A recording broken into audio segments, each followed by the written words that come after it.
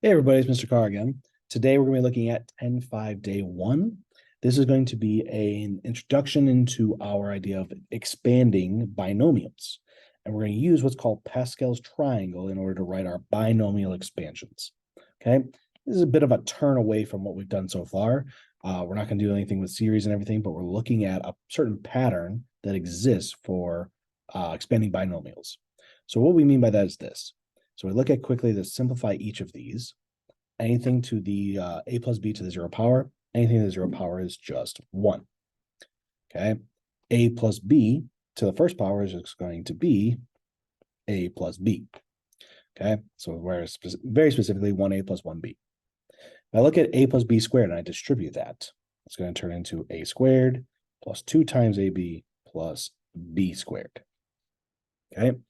So again, that's 1a squared plus 2ab plus 1b squared. When I look at a plus b cubed, I'm going to go ahead and take a shortcut on that one, but I'm basically distributing it out. So I would take this right here, that's the a plus b squared, multiply that by another a plus b to get this result here. So it'll be 1a cubed plus, it'll be 3a squared b plus 3ab squared plus 1b cubed. Okay. So what we're creating here is we have a pattern dealing with our coefficients. So there's all, well, and I should say with our exponents as well. So I want to highlight a few things. First thing is, if you look at this right here, we have 1 and 1. Then we have 1 goes 1 and 2, 1 and 1 and 2. 1 goes on there. And then this one here and that one there. But then we get 1 and 2 for 3, 1 and 2 for 3 as well. We're getting this triangular shape with our binomial expansions. This is an example of what's called the Pascal's triangle. Okay, so this is the first 3 that we'd already did, and we multiply those out. So this pattern is going to help us with determining further along. Okay, I don't have to try to go take this and multiply that by another a plus b here. Okay, so instead of having to distribute that, so I can turn it into this, I can figure out the pattern that's happening here. So first thing I notice is it's going to be a 1 and a 1 in the front and the back. Okay, so I'm going to have 1, and you notice whatever your exponent is, that's your highest degree. That's your starting point. So in this case, it's the 4th power, so it's going to be 1a to the 4th. Okay, the next value is the sum of these two numbers here, the 1 and the 3.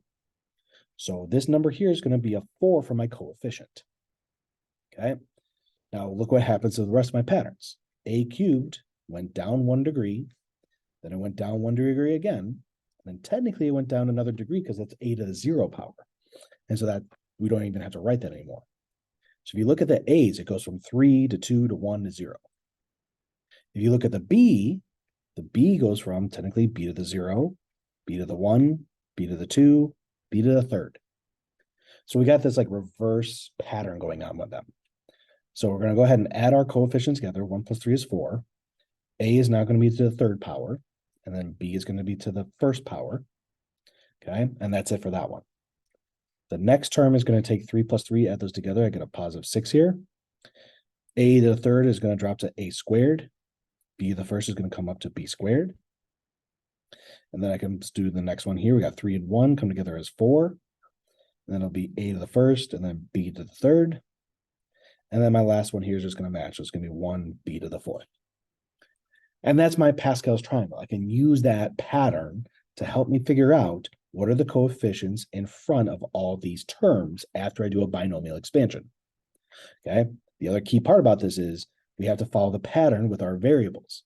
So we start at the highest degree for our first term, like the a here, and then it counts down. So 4, 3, 2, 1, 0.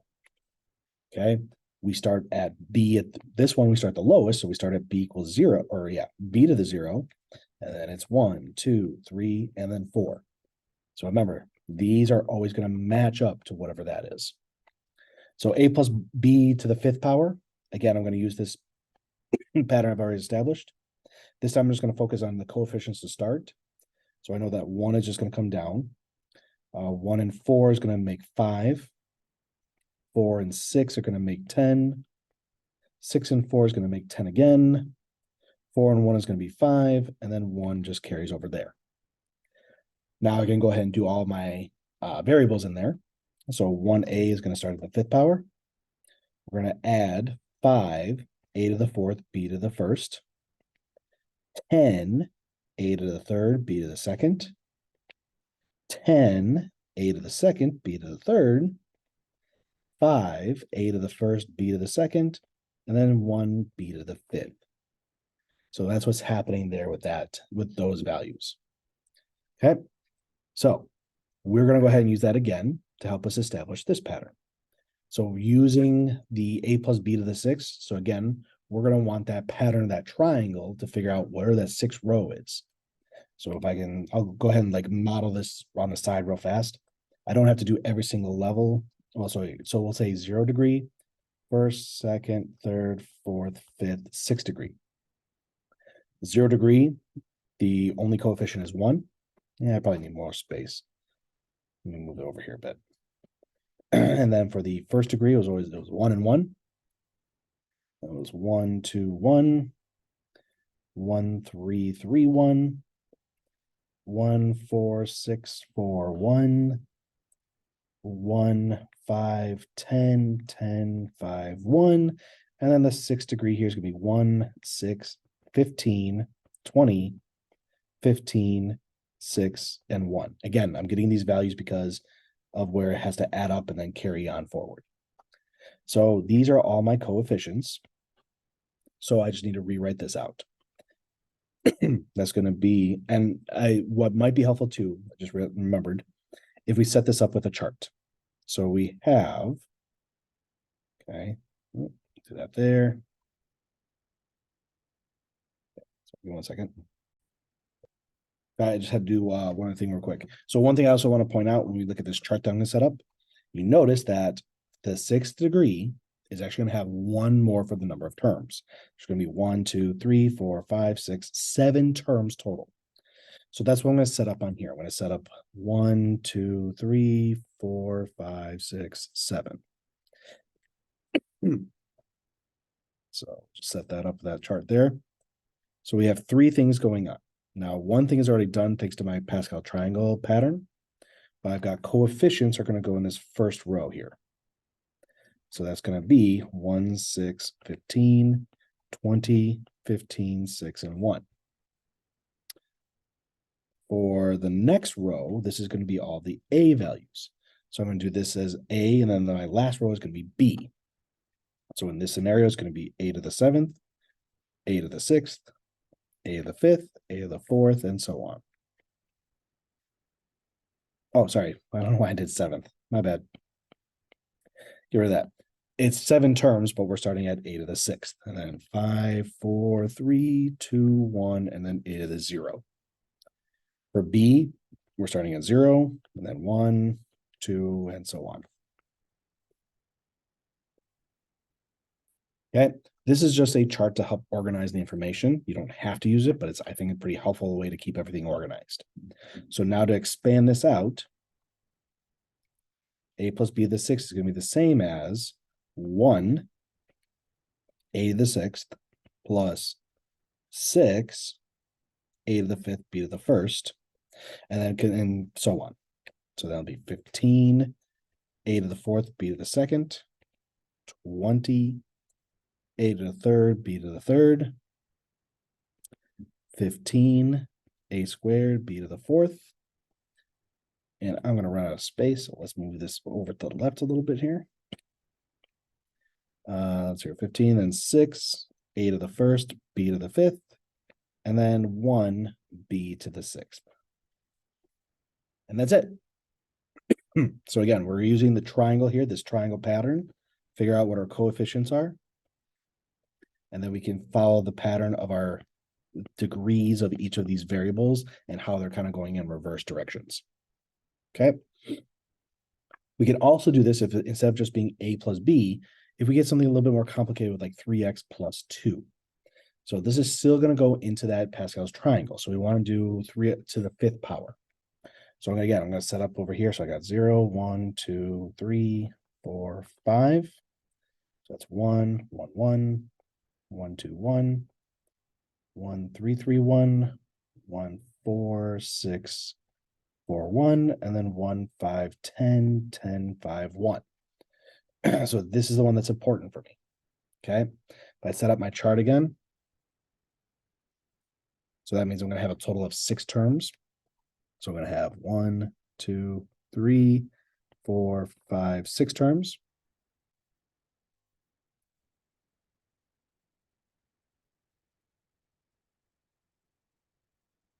Okay.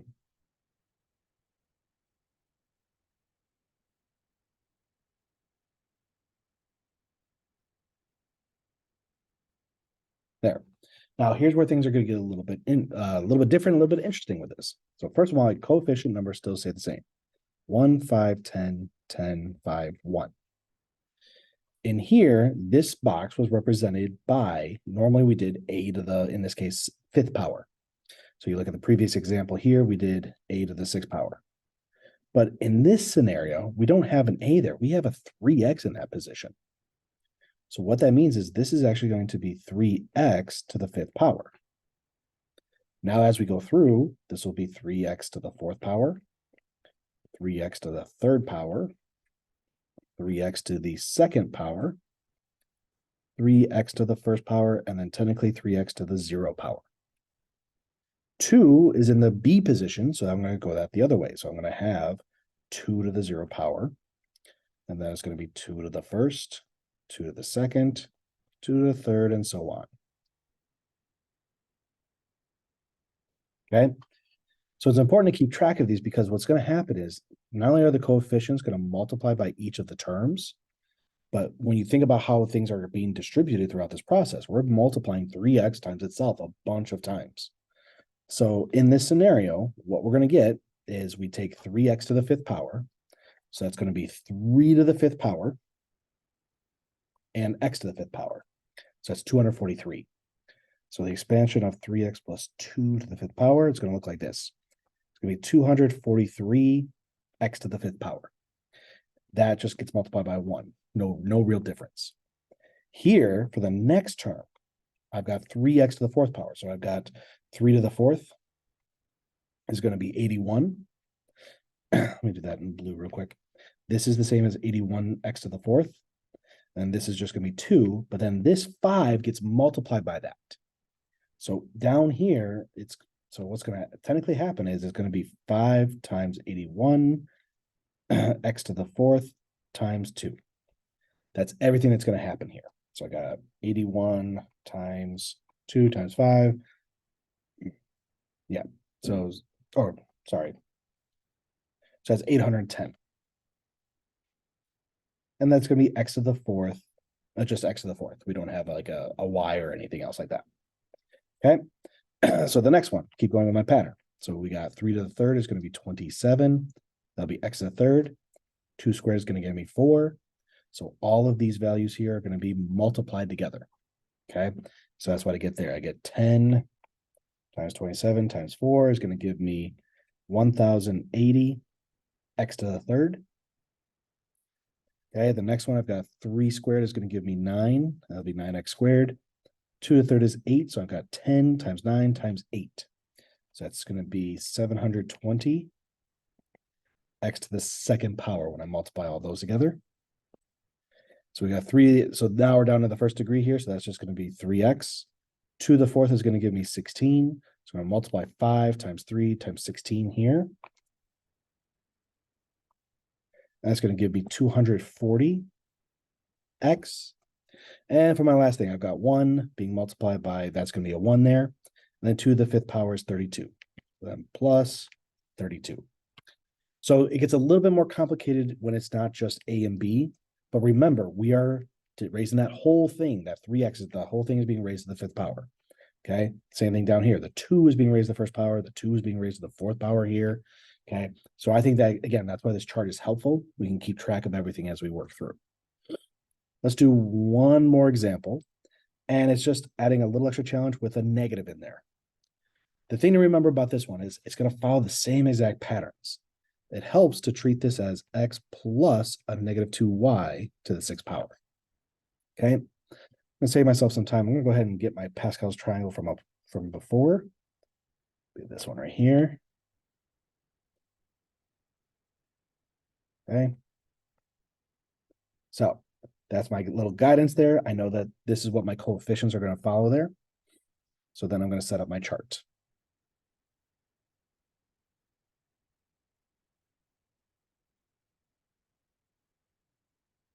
Okay. So we're going from, we've got 7 terms total. So we got the first term, second term, and so on there. Yeah. Need a little bit more space. So 1, 2, 3, 4, 5, 6, 7. That's better. Okay.